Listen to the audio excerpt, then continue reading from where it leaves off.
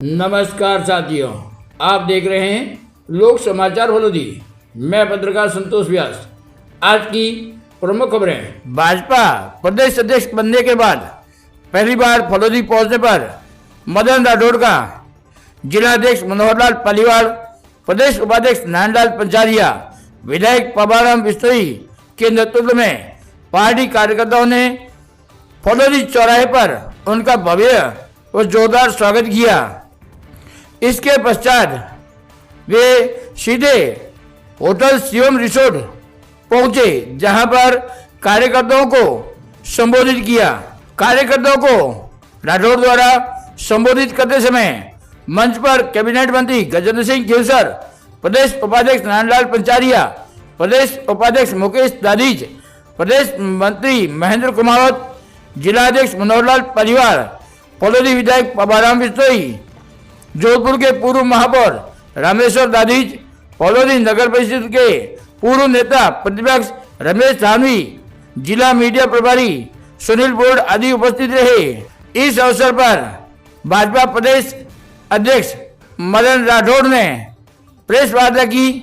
क्या कहा उन्होंने, सुने इस वीडियो में आगे। अभी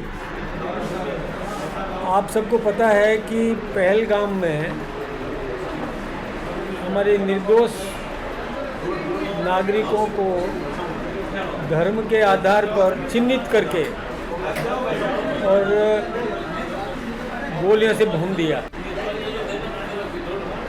हमारे देश की बहनों के सिंदूर पहुंचने का कुत्सित षड्यंत्र आतंकवादियों ने किया।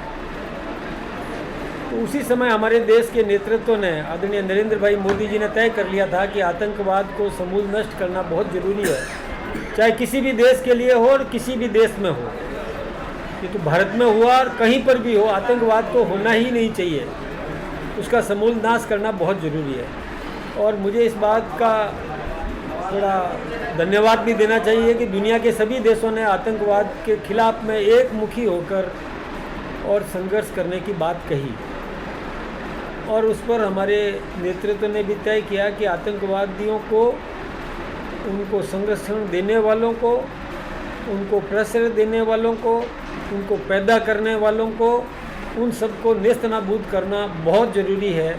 और इसके लिए उन्होंने ऑपरेशन सिंदूर ये नाम दिया कि बहनों का सिंदूर जिसने पहुंचने का काम किया, तो वही ऑपरेशन सिंदूर करके उन सबको नष्ट करने का काम, जो आतंकवादियों को नष्ट करने का जो निर्णय लिया, उसके लिए हमारी सेना ने भी कमर कस ली।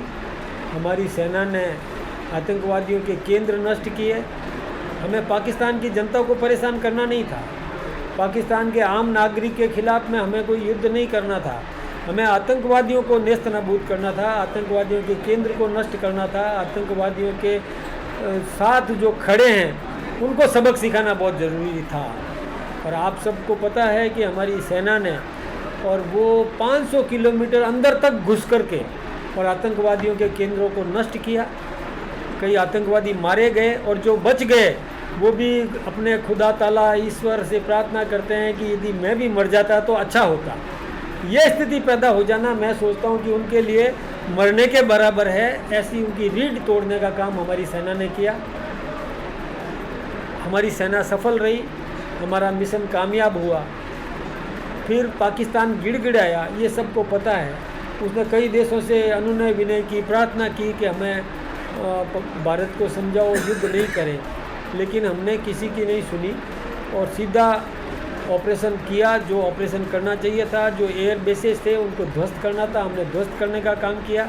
आखिर पाकिस्तान की सेना के अधिकारी ने, जब सर्वोच्च अधिकारी ने रिक्वेस्ट की कि हम आपसे बात करना चाहते हैं, युद्ध विराम करना चाहते हैं, तो हिंदुस्तान ने कहा कि हमारी शर्तों पर युद्ध विराम होगा, तो हमारी शर्तों पर। तो उन्होंने हमारी शर्तें स्वीकार की कि हम किसी भी वो पाकिस्तान ने कहा कि हम आतंकवादियों को प्रश्रय नहीं देंगे। हमारे देश के प्रधानमंत्री ने कहा कि आपकी सेना के अधिकारी उनके जनाजे में शामिल थे, आतंकवादियों के जनाजे में शामिल थे, तो क्या कैसे माना जाए। लेकिन उन्होंने ये प्रार्थना की कि भविष्य में ऐसा नहीं होगा। तब जाकर के एक बार ऑपरेशन सिंदूर को थोड़ी देर के लिए रोका गया। यदि पाकिस्तान ने फिर कोई हरकत करी तो उसके बाद वही माना जाएगा कि वो युद्ध करना चाहता है। तो ठीक है, सबक सिखाना जरूरी था, आतंकवादियों के मंसूबे पर पानी फेरना जरूरी था, उनकी रीढ़ तोड़ना था, उनके सारे जो शक्तियाँ हैं वो समाप्त करनी थी।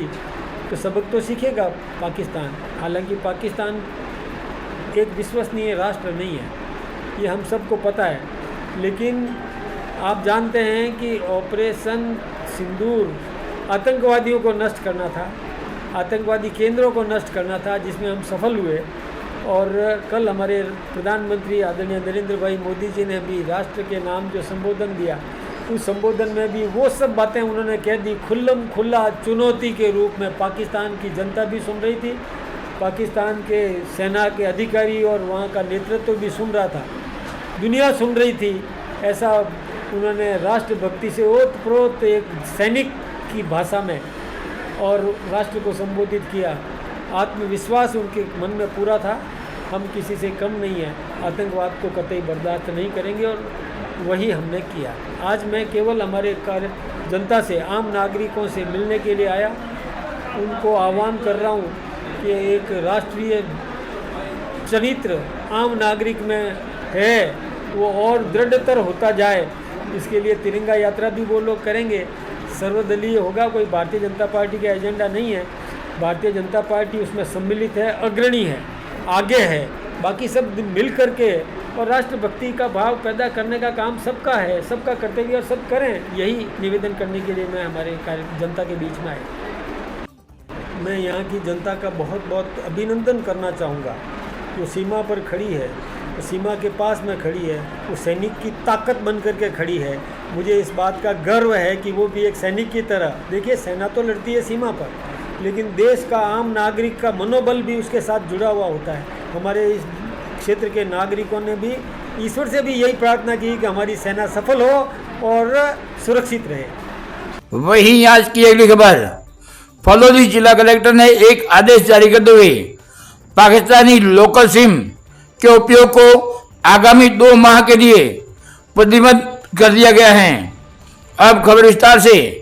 फलौदी जिला कलेक्टर एच.एल. अटल ने आज मंगलवार को एक आदेश जारी करते हुए पाकिस्तानी लोकल सिम के उपयोग को भारतीय नागरिक सुरक्षा संहिता 2023 की धारा 163 के तहत आगामी 2 माह के लिए प्रतिबंधित किया गया है।